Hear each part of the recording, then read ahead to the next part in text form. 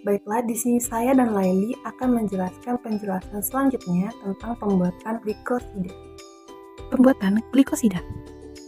Glikosida atau karbohidrat asetal atau monosakarida asetal.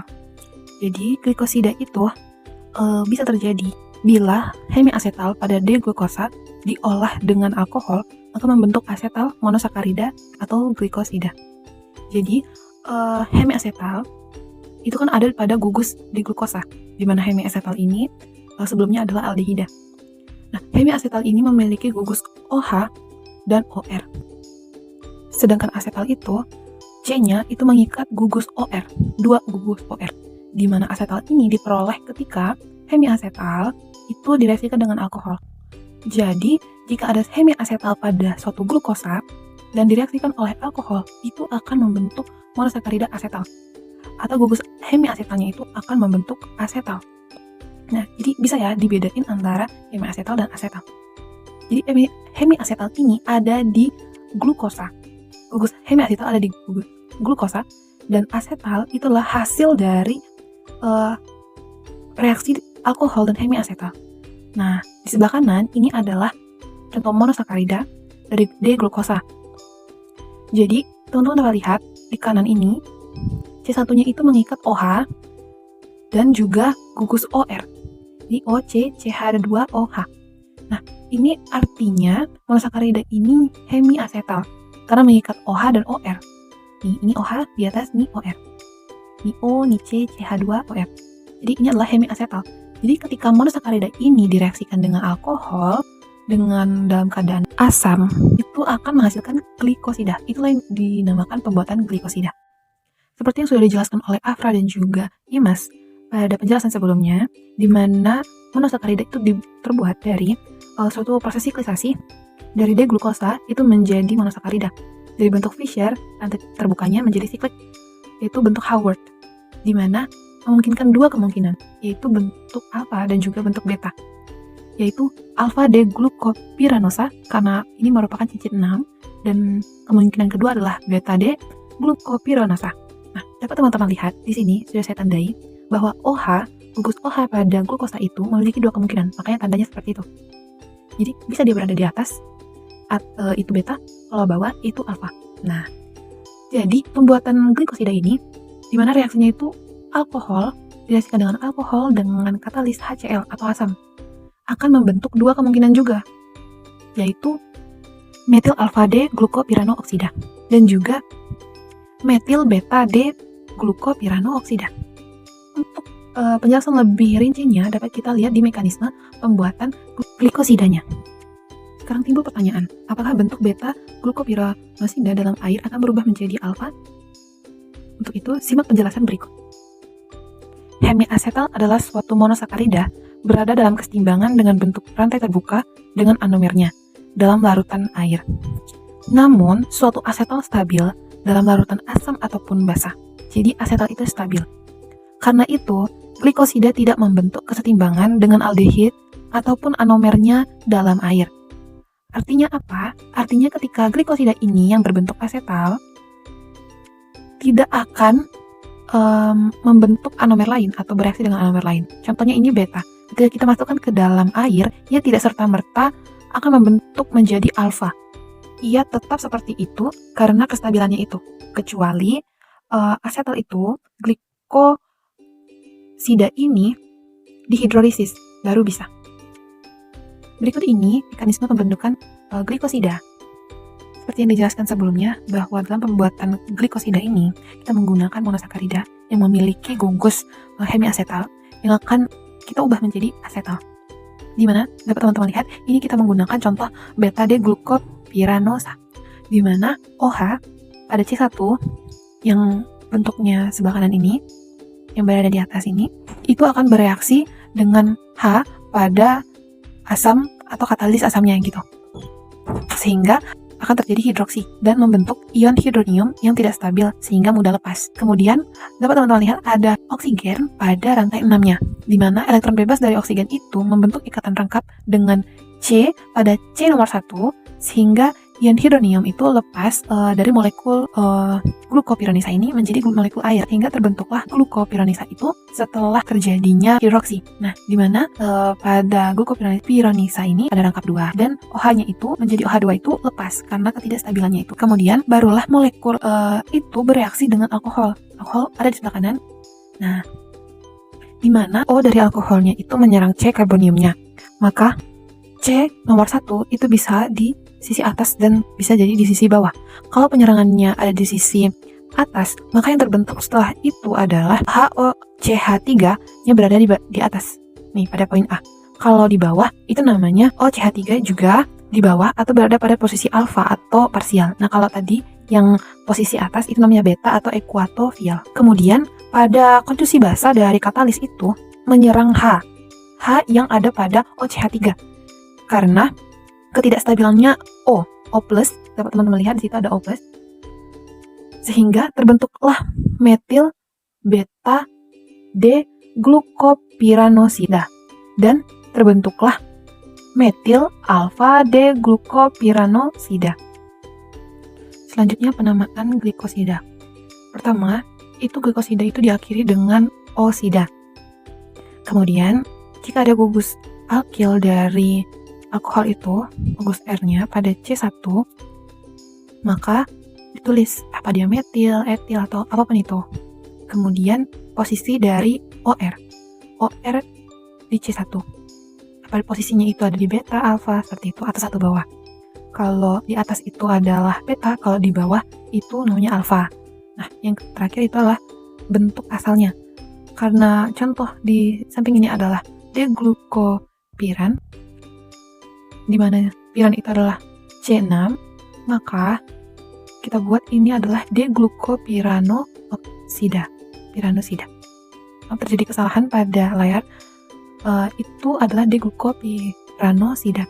Jadi, senyawa di samping ini merupakan metil karena ada CH3, kemudian posisinya di atas berarti beta, metil beta, D-glukopiranosida.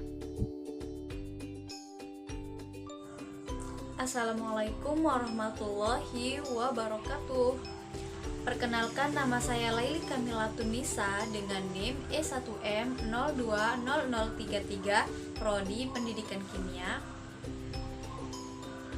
Baiklah, di sini saya akan mempresentasikan kelanjutan dari presentasi dari saudari Giraulina. Nah, di sini saya akan menjelaskan tentang glikosida.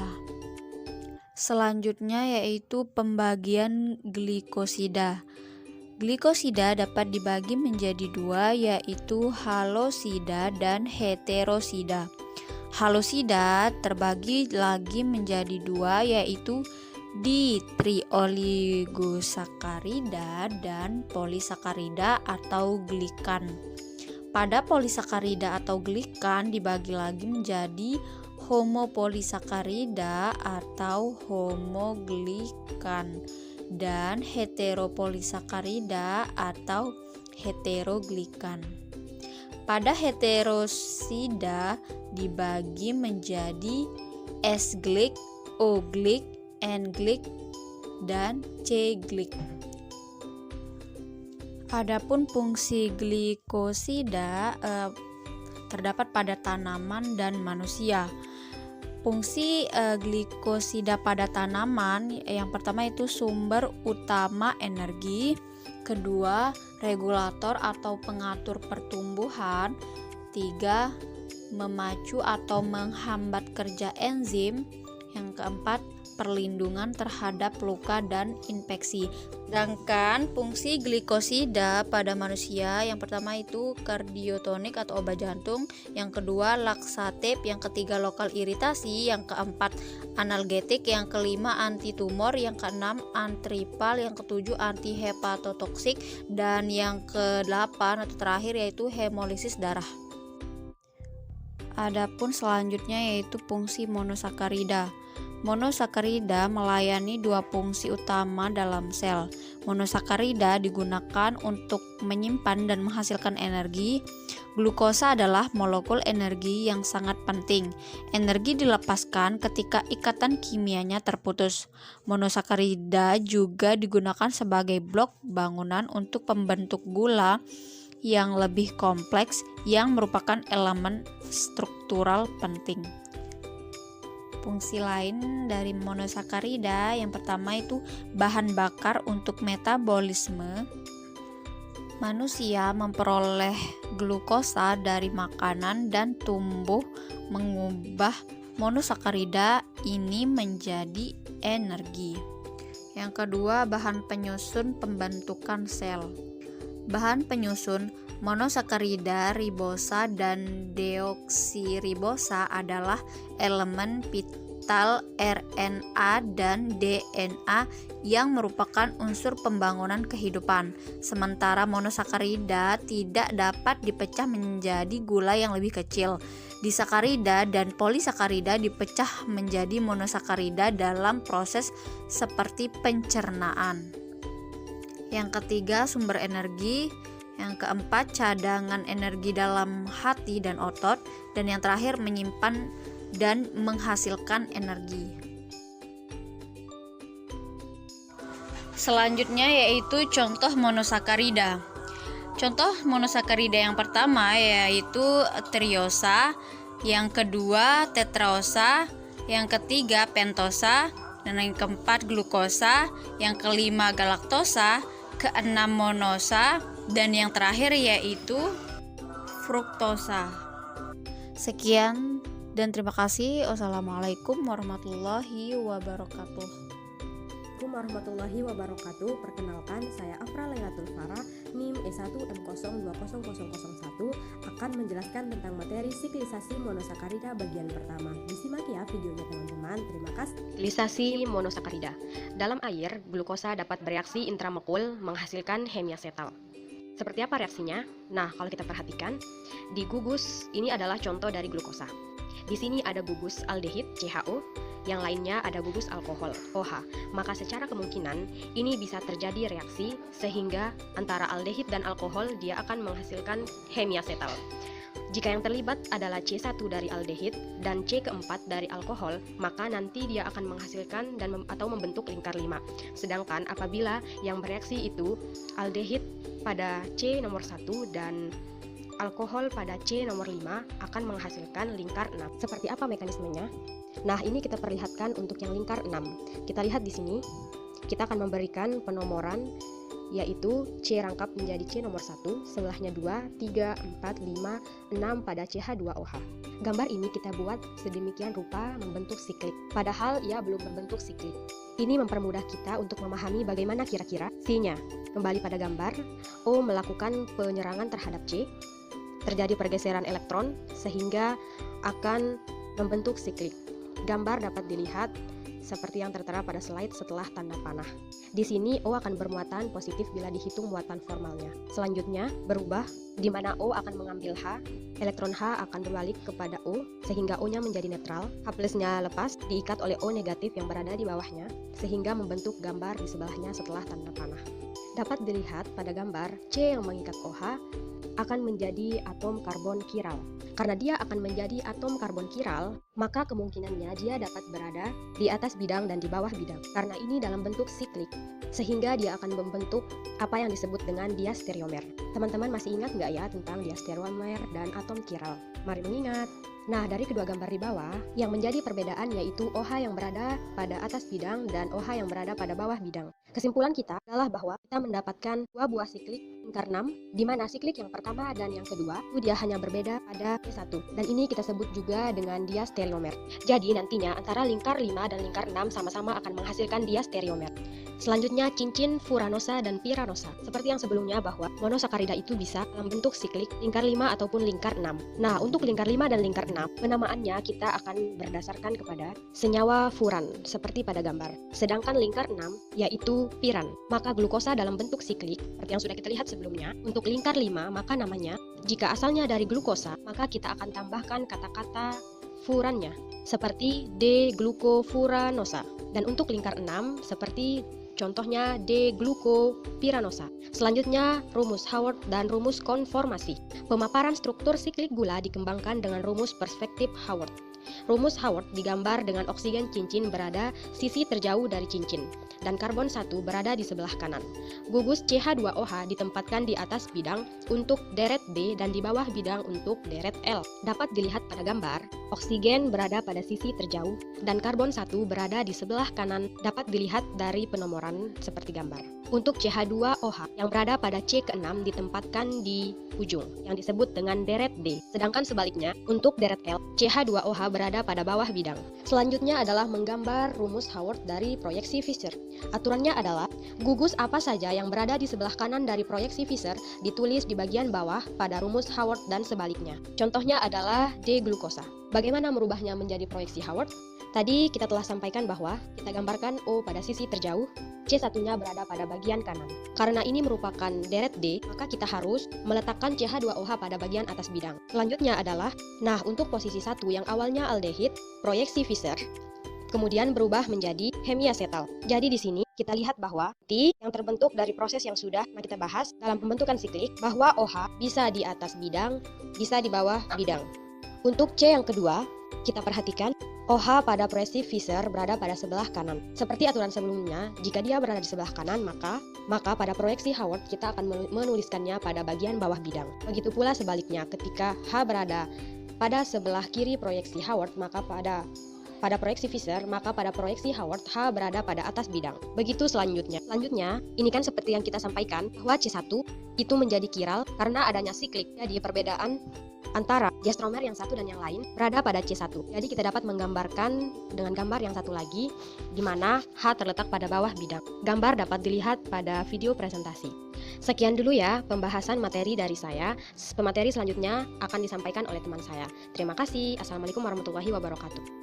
Baiklah, saya Imas Rizky Sarinda dengan NIM S1M4210013 akan menjelaskan materi tentang siklisasi bagian kedua. Rumus Howard. Rumus Howard itu adalah data untuk cincin piran atau lingkar 6 dalam bentuk kursi. Jadi di dalam rumus Howard atau rumus konformasi, jika OH berada di bawah pada rumus Howard, maka gugus ini juga berada di bagian bawah rumus konformasi. Untuk contoh bisa dilihat bahwa O berada di pada yang terjauh dan OH berada pada cincin yang pertama dan CH2OH berada di atas pada gugus D. Nah, untuk yang di sampingnya itu bisa dilihat bahwa bentuk kursinya adalah seperti gambar yang di samping. Selanjutnya adalah anomer. Anomer adalah sepasang diastromer yang berbeda hanya karena karbon 1. Untuk karbonil dalam monosakarida apa saja? Nah, adalah untuk karbon anomerik. Karbon ini adalah karbon chiral akibat siklisasi. Bisa dilihat bahwa untuk penulisannya, O itu berada pada sisi yang terjauh dari C1 yang berada di bagian kanan sisi C1. Kemudian untuk deretnya, CH2-nya berada di deret D di atas. OH-nya dapat ditulis satu di bagian atas dan satu di bagian bawah, yang mana gambar OH yang pertama itu adalah melambangkan beta dan OH yang sebelahnya lagi itu ditandai dengan alfa. Untuk penamaannya, alfa dan beta itu harus disebutkan. Maka untuk yang pertama itu adalah beta D-glukopiranosa, yang mana piranosa itu berasal dari cincin pirina yang berarti lingkar 6. Dan untuk yang alfa adalah alfa D-glikopiranosa. Gula murni itu berada dalam dua bentuk seperti yang tadi, dalam bentuk alfa dan bentuk beta. Alfa glukosa itu titik lelehnya adalah 146 derajat Celcius, sedangkan beta glukosa titik lelehnya adalah 150 derajat Celcius. Kemudian rotasi larutan yang baru dibuat itu adalah sekitar 112 derajat. Sementara untuk rotasi beta itu sendiri adalah sekitar 18,7 derajat. Nah, sudut hutan spesifik ini akan berubah perlahan-lahan. Dari awalnya yang adalah 112 derajat sampai mencapai kesetimbangannya yaitu 52,6 derajat. Pada 56 derajat ini sudah berada pada kesetimbangan. Nah, yang mana perubahan serta-merta lambat dari rotasi optis ini yang itulah disebut dengan mutar rotasi. Ini adalah bentuk dari perubahan alfa glukosa menjadi beta glukosa, yang mana persen alfa itu lebih kecil dibandingkan persen beta. Jadi, mutar rotasi itu adalah perubahan rotasi perlahan-lahan dari bentuk alfa menjadi bentuk beta, atau sebaliknya dari bentuk beta menjadi bentuk alfa yang kemudian berada dalam kondisi setimbang pada posisi 52,6.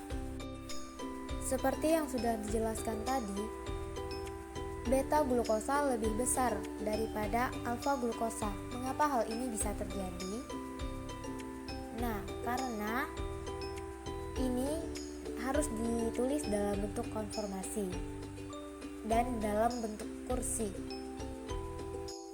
Dengan menuliskan garis aksial di bawah terlebih dahulu, baru dilanjutkan dengan garis ekuator di atas. Untuk posisi OH pada beta berada di posisi ekuatorial, dan pada alfa posisi OH berada pada posisi aksial. Pengaruh untuk dua posisi ini adalah bisa dilihat bahwa beta glukosa untuk OH-nya berada pada posisi ekuatorial, yang mana tolak menolaknya dengan gugus lain itu lebih kecil karena OH lebih menjauhi dari bidang dibandingkan dengan alfa glukosa. Dapat disimpulkan bahwa posisi OH pada C1 itulah yang ikut berperan, karena kalau dia berada pada posisi beta berarti OH hanya berada pada posisi ekuatorial. Dengan demikian, gaya tolak menolaknya terhadap gugus yang lain itu akan lebih rendah dibandingkan ketika berada pada posisi aksial. Sekian untuk penjelasan dari saya. Wassalamualaikum warahmatullahi wabarakatuh.